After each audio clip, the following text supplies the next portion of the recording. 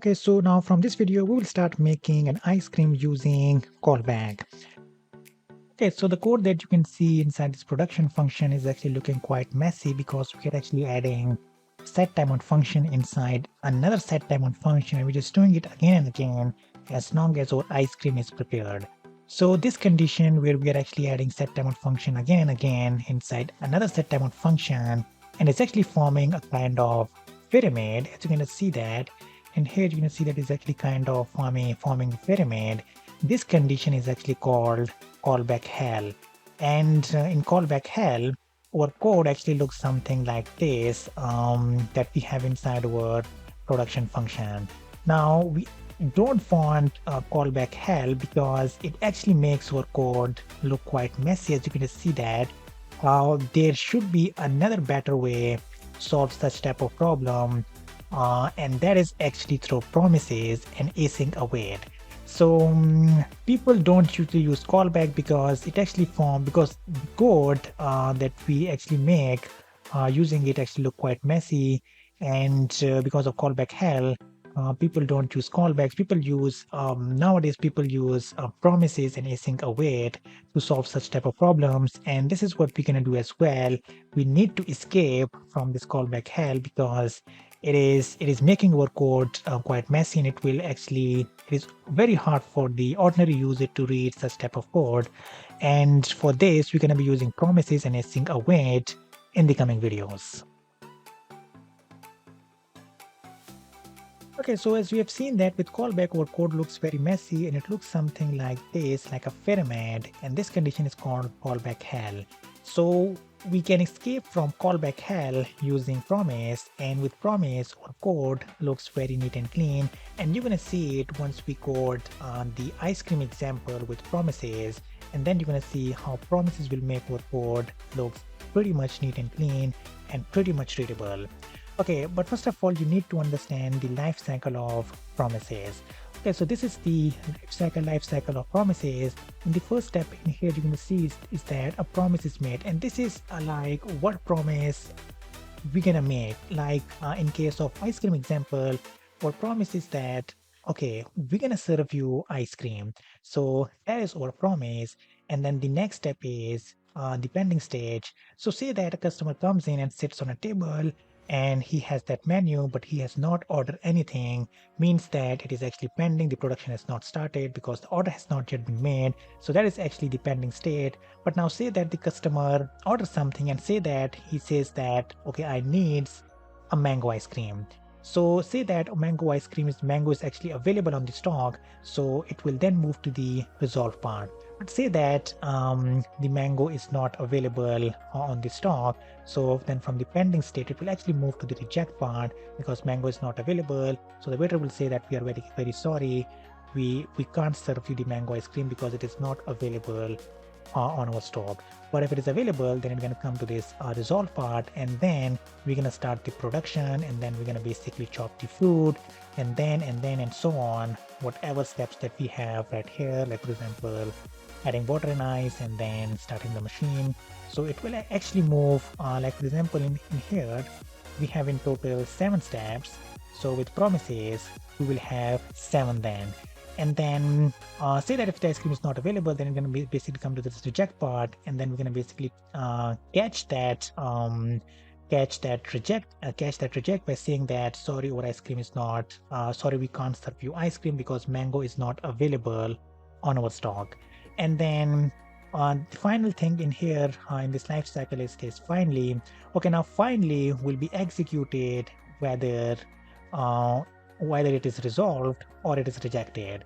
So say that the final is actually kind of a final message that you want to basically want to tell to the customer. Like for example, in this case, it will be like, thank you for visiting our shop, thank you for visiting our ice cream shop, or something like this.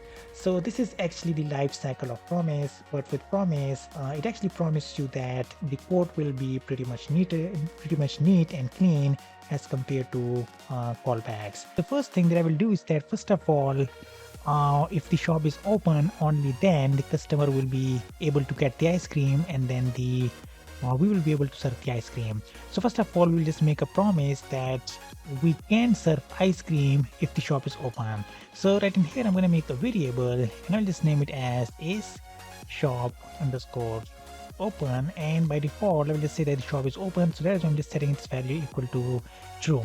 Okay, now the next thing that we will do is that I'll just create a function and that function is going to be order that we have made with callbacks as well. Now this order function, which is going to be an arrow function, will take two things as an argument. First of all, the time that is actually required perform a specific task in making this ice cream, and then that specific task that needs to be done while making that ice cream, like for example chopping the fruit or starting the machine, adding toppings and such type of work. Okay, next we will just enter inside this arrow function, and this arrow function will actually return a promise. So it will be basically a promise object. So right in here I'll just say that it is going to be a new promise, and basically this is a built-in object in JavaScript to perform such type of task with promises. So this promise object to the constructor method of the promise object will pass a function, and again this is going to be an arrow function. Okay, so this promise object, the constructor method, this arrow function that we are actually passing to this promise object will take two things. First of all, the promise will either be resolved or it will be rejected.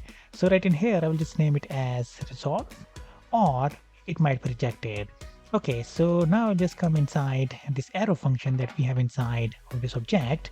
Okay, so now in here, first of all, I will check if the shop is open or not. If the shop is open, we will just actually resolve it. Else, we're gonna reject it by saying to the customer that we can't serve you ice cream because the shop is closed.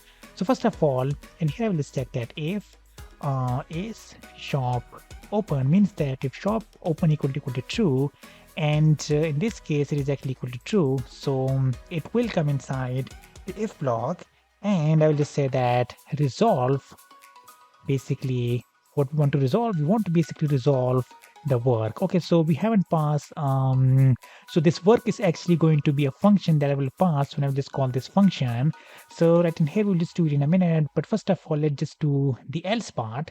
So if the shop is open, we are going to resolve our promise. Okay, but if the shop is not open, then we're going to come inside this else block, and we will just say that we're going to reject it. And how we're going to reject it? We are going to reject it by printing something out on the console screen, and we'll just say that sorry, the shop is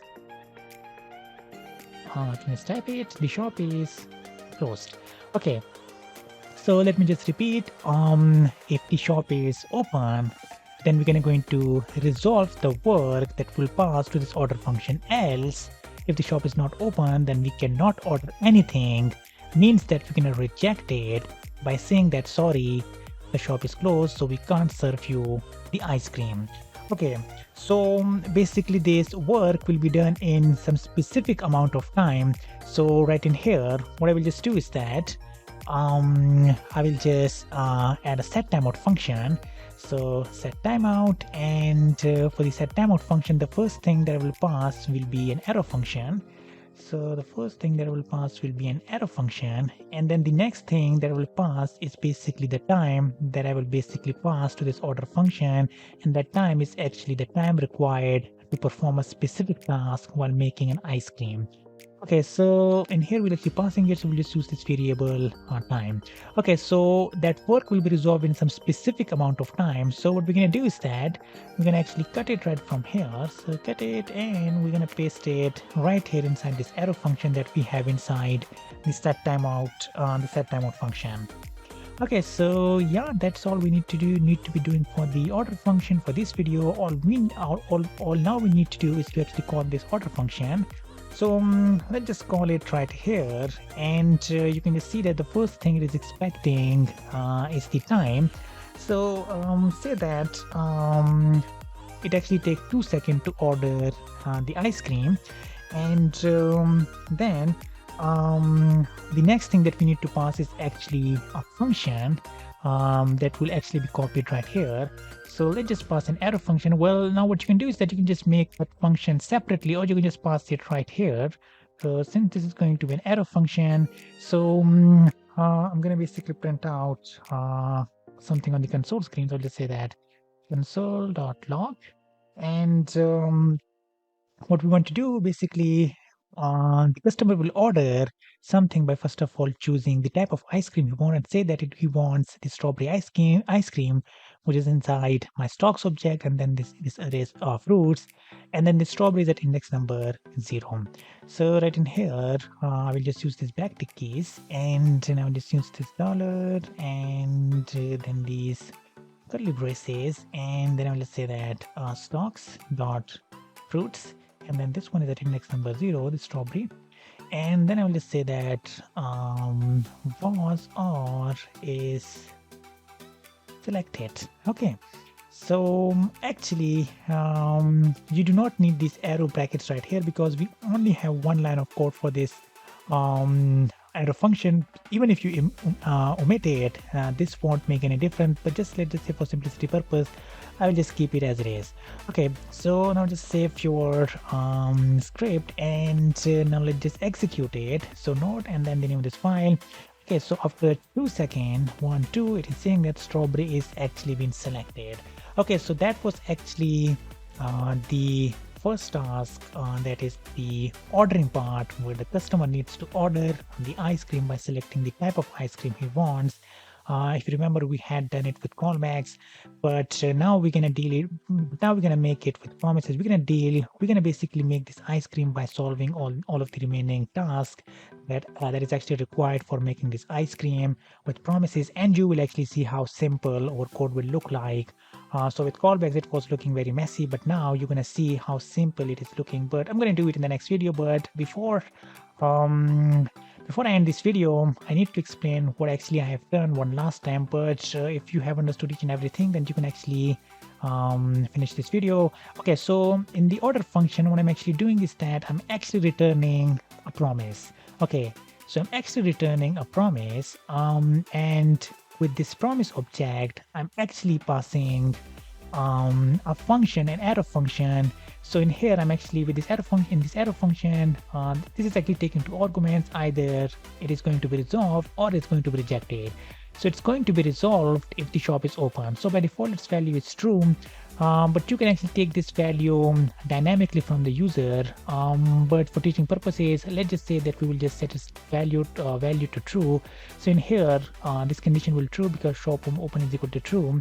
So if that is true, then it's going to resolve the work. And what is actually the work? The work is actually this whole thing right here that we have passed to this is actually a function, and this function is going to be executed if it just come inside right here. If this condition gets true, if the shop is open, so it's going to resolve it by actually executing this function in that specific amount of time. But because as I told you that it will take 2 seconds to order the type of ice cream the customer wants. So if the shop is not open, then we're going to actually reject it. We're going to reject our promise. In here, we're actually resolving our promise. And in here, we're actually rejecting it by saying that, sorry, the shop is closed. So right in here, say that I just set this value equal to false. So let me just save it, and let me just execute now. Now, what it's going to do is that, okay, so not handle. Okay, so it is saying that it actually needs dot catch as well, because it needs to be catched somewhere else. By default, now for now, we're going to set this value equal to true, but later on, we're going to catch this exception. Like what's going to happen if our promise is rejected. We need to actually catch it. Okay, so the first step in promises, as you can see from this life cycle, is either resolve or reject. So we actually resolve and reject it based on this condition. If the shop is open, we're going to resolve it. Else, we're going to reject it. And then with this reject, we need to add the catch as well. But for now, in this life cycle, you can see that after resolve or reject, if it is resolved, then it just moves to the next part, which is actually the promise chaining. Then then, and then so on. So this then actually is actually all the tasks that needs to be performed. Like for example, we already have placed the order, and then the next step is cutting the fruit. So it will be our first then, and then the next step is adding water and ice. Then this one is going to be our second then, and then the third step is starting the machine. Then that is going to be our third then, and so on. As many then as you want, depending upon the task that needs to be performed. Okay, so now let's just open your VS Code, and now right in here, the first thing you need to make sure is that you don't have this semicolon right here, because if you do have semicolon, then JavaScript will think that the task that you need to be that needs to be performed with promises is actually done. So right in here, what you need to be doing is that you actually this time dot then. So this then is actually the method which is actually inside my promise object, and we have made this promise object right here that we're actually returning from the place we're actually calling this function right here. So this whole thing is actually an object. Now with this object, we're actually calling this built-in method that is actually inside the promise object. And now with this promise object, with this method, this dot then method, the first thing that we need to pass is actually basically an arrow function. And now this arrow function, let me just scroll it down, is going to return whatever that is being returned by the order. So right in here, to the order, we actually need to pass first of all the time, and then the task or the work that needs to be performed. So right in here, the next step after ordering the food, placing the order, is actually cutting the fruit or chopping the fruit. So right in here, first of all, here you can see that chopping the fruit actually takes 2 seconds. So the first thing I will just pass right here is 2 seconds, and then the next thing I will just pass is an arrow function, just like we have passed right here while we were ordering the fruit. And now we're gonna just say that console.log. Okay, so first of all, we actually need to start the production after the strawberry or whatever fruit is being selected. So just say that the production has been started, and the production will be started immediately after the order has been placed. So it will just be done in 0 seconds. Okay, so now just save your script and execute your code. So first of all, it will just take 2 seconds for ordering the fruit, and then the next step is actually starting the production. So it will take 0 seconds to start the production. Okay, so hit enter. So it will take 1-2 seconds, and then after the strawberry is being selected, the production will start immediately. Okay, so now the next step is chopping the fruit. So right in here, you will just simply add another dot then. So dot then, and then in here, you're just gonna again pass the arrow function, and this arrow function will again return, and then this function order, and chopping the fruit will take 2 seconds, and then the next thing that we need to pass will be an arrow function, and then I'll just say that console.log. So after 2 seconds, fruits will be chopped. So I'll just say that fruits has been chopped. Okay, so now just save it once again, and just notice here that it will take 2 seconds for the fruits to be chopped after the production has been started. Okay, so let's just execute this code once again. So after 2 seconds, strawberry will be selected, production will start immediately, and after 2 seconds, fruits will be chopped. Okay, so now let's just see what are the next steps. The next step is adding water and ice. So right in here, we'll just add another dot then. So dot then, and we'll just pass an arrow function, and this arrow function will again return this thing, so this thing, and it is actually taking 1 second to add water and ice, and the next thing that will pass will be my arrow function, and I will just say that console.log. And again I'll just use this backtick keys because I need to select something from my stocks, and that is actually water and ice. So it is actually inside my stocks object, and then liquid, and this one is at index number 0, and this one is at index number 1. So right in here I'll just simply say so from this dollar symbol and this one, and then stocks dot liquids, and then this one is at first one is at index number 0, and I'll just say that. And now what I will do is I will actually copy it, copy and paste it right in here, and we'll just say that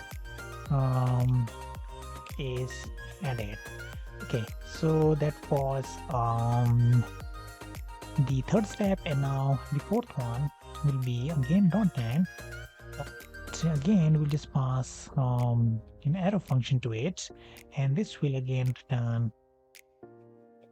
return order, return, just calling this order function order. And the next step after adding water and ice is to start the machine. So starting the machine actually takes 1 second.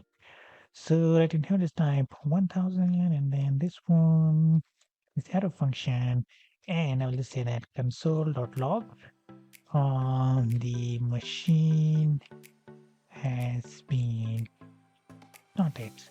Okay, so the next one is again .then and then the arrow function, and then this one is going to return order, and then the next one after starting the machine is to basically select the container. Okay, so first of all let me just see how much time it takes to select the container. Selecting the container takes 2 seconds. Okay, so in here I just need to pass 2, and then the next one is the type of work that needs to be done. So I'll just say that console.log and let me just see what we have inside my stock. So for the holder it is either corn, cup or stick. So let's just say that it is going to be corn, which is inside my stocks, and then holder array, and then this one is at index number 0. So right in here I'll just say that this is back the case, and then dollar, and then this one, and then stocks dots, basically it is holder, and then this one is index number 0 as holder. Okay, and that was another task, and it's taking 2 seconds. And then the next one is actually the topping one. So right in here I'll just again say that return calling the order function. It is actually taking 3 seconds, and then we need to call, basically we need to pass this arrow function, and I'll just say that console.log, and then in here what we are doing is that for topping we can either have chocolate or peanut. So let's say that I will just have chocolate on my ice cream top. So topping is in my stock object, and then this array toppings, and then this one is at index number 0. So right in here this is backtick keys, and then this dollar, and then stocks dot toppings, and then 0, and then let's say that as not like this, it should be actually inside in here as topping. Okay, so after adding the topping, I think the final step is to serve the ice cream. Yeah, so selecting the topping, the final step is to serve the ice cream, which is taking 2 seconds. So right in here I'll just say that then and then in here I just need to pass this arrow function, and I'll just type return, and then this function order, and it's taking 2 seconds to serve the ice cream. And then we need to pass the work in the form of arrow function. So console.log, and I'll just say that serve the ice cream. And yeah, that's all. We are done. We are done with promises. But see that how neat and clean this code is as compared to the code that we had using callbacks. So we simply have dot then, and then dot then, dot then, dot then, as many then as we want, depending upon the number of tasks that we have right here for making this ice cream. Okay, so first of all, let me just execute. So first of all, just save your script and hopefully everything will be fine. So first of all, it will take 2 seconds. Production has been started, fruit has been chopped, water has been added, machine has been started, phone as a holder, and then chocolate as topping, and then finally serve the ice cream. Wow, our ice cream is ready with promises. It was pretty simple as compared to callbacks. While making our ice cream, you can just see that our board actually is looking neat and clean. And if I can show you, that was actually the format of promises. We first of all need to resolve. We need to first of all either resolve or reject it. And if it is resolved, then we have simply dot then, dot then, dot then, and then dot then. Okay, so just you might be confused. If you are not confused, then you can just simply end this video. But if you are confused, make sure that you do not have this semicolon right here, because this order function is actually returning a promise object. So this whole thing, this promise object, is going to be returned, whatever this function is actually is, this is going to be returned as an object, because in here we're seeing that return a promise object, return this promise object, and it will be received right here. So this whole thing will be an object, and now with this object, we are actually calling this function dot then. But if you have that semicolon right here, then you actually can't call this this function then with this object, with this promise object. So make sure that you don't have any semicolon right here or anywhere else. But at the end, if you want, you can have this semicolon. That is absolutely fine, because we are now done. But actually, we need to catch our in here. You can see that if there is something, if it is not resolved, it is rejected, then we actually need to catch our exception right here. I hope that everything is pretty much clear. You can just see that how neat. Just compare the code between promises and callbacks. This is the most asked question, like why do we use promises? Why do we use promises, and why don't we use callbacks? So the reason is there is only one reason, is that with callbacks our code is looking very messy. It is not readable. With promises our code is you can see that how neat and clean it is, and it is pretty much readable. That is the answer. And then the next most asked question in the interview is that if JavaScript synchronous or asynchronous. So by default JavaScript is synchronous, that is execute the code line by line. The second line cannot be executed before the first one, but we actually make JavaScript asynchronous using callbacks, using promises, and then in this video we will also cover async await. So we actually make JavaScript asynchronous using async await as well. That we're going to be covering in this course as well. So for now, thank you for watching, and I'll see you guys next time.